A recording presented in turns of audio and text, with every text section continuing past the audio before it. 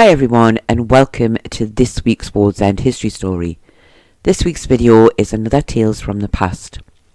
The stories are all from various different years and not in any particular order. I hope you will enjoy it and find it interesting. And some stories might be longer than others and some might be very short. In 1901 a council meeting was held and under discussion was the gut at Willington Quay.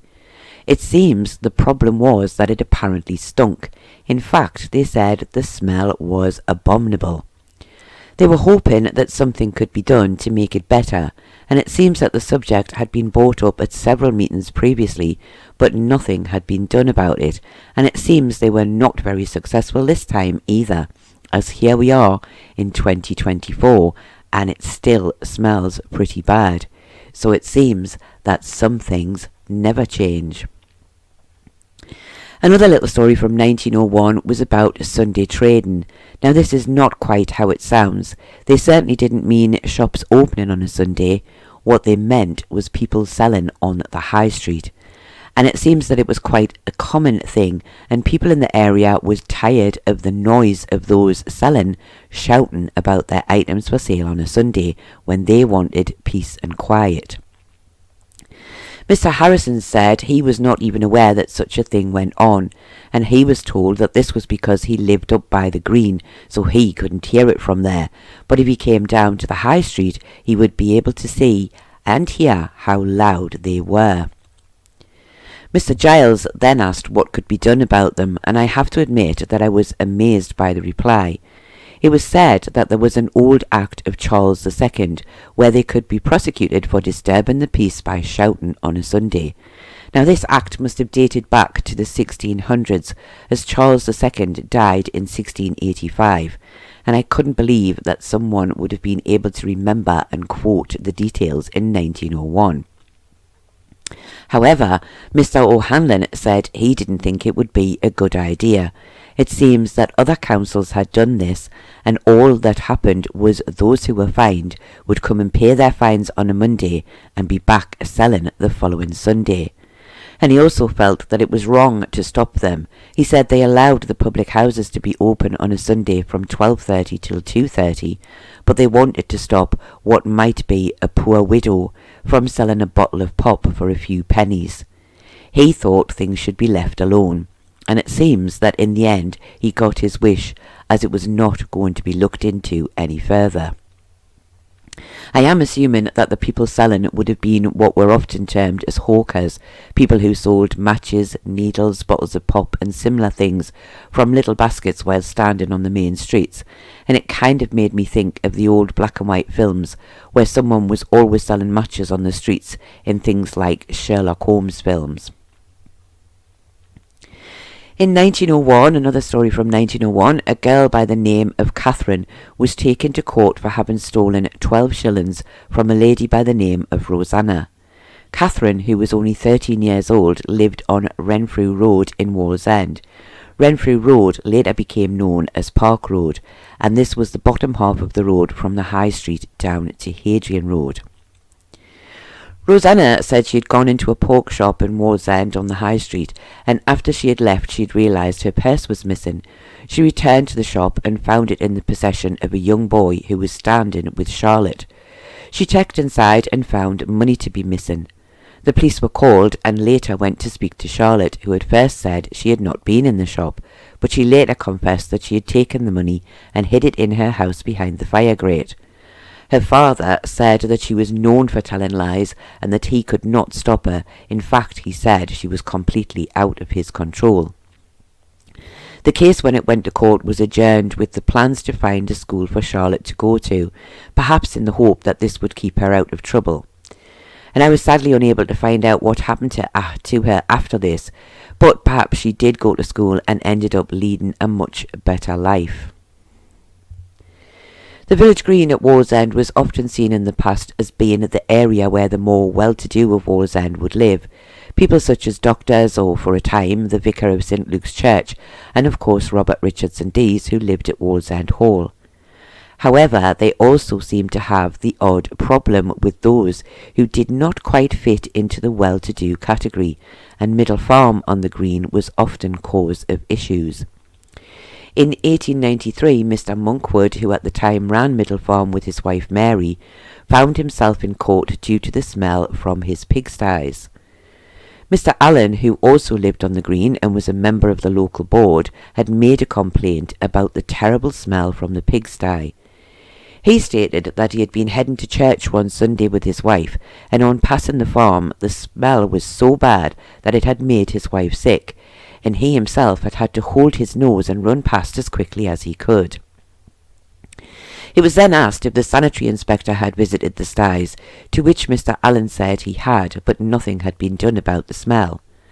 The inspector at the time was Dr. Wilson, and it was noted that his report said the piggery was cleaned every day and that the manure heap was removed every week, and it was not something that he felt could be used to ask the farmers to leave. Mr. Monkwood said this was simply a case of bad neighbours who did not like him, and they always seemed to be reporting him about his pigs, which he felt were not causing a problem. And a lady by the name of Mrs. Stewart said she had often been made sick by the smell, but she was later questioned, and it seemed to become clear that Mr. Monkwood had refused her right of way over his land, and it was felt this was the reason for her complaint. In the end, the magistrates decided unanimously that the case should be dismissed, but they did suggest that the Monkwoods should make every effort to make the pigsties smell a little better in the future. It has to be said, though, that although this case was dismissed, the family were not quite as innocent in all ways as it would seem. In 1894 they had been in court for stealing chickens from various places all over the northeast, and also for stealing from a draper's shop on Wallsend High Street. The chickens, I must add, were not just one or two, but in total around 92 chickens and 5 cockerels. Though I do also have to add that they didn't steal them all in one go, they had spread out their chicken thefts over several months. The charges were against both William and his wife, and although neither were found guilty on all charges, William was found guilty on some and was sent to prison for 3 months. His wife, however, paid a £10 fine and was allowed to go home. Sadly, I have no further details of what happened to them after this. This next story is one of my favourite subjects, as it's about a property for sale which was for sale in 1869. And the sale was to take place at the Queen's Head on the High Street, and the property was the Grange on the Green. Of course, the house has long since been demolished and is where you will now find Grange Villas. Anyway, back to 1869. The house was being sold by George Angus, and yes, this was the George Angus of the Factory on the Coast Road fame.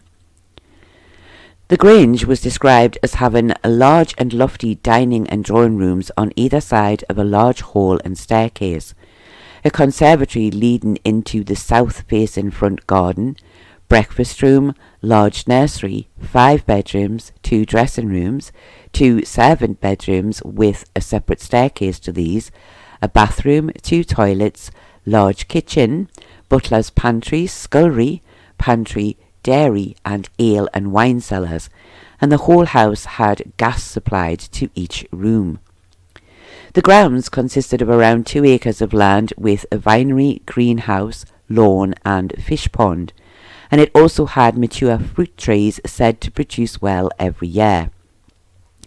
The outbuildings consisted of stables, a coach house, a cow byre, poultry house, piggery, tool house, joiner's shop, gardener's cottage and laundry, and it was described as a mansion and had at one time been connected to the estate of Middle Farm on the Green.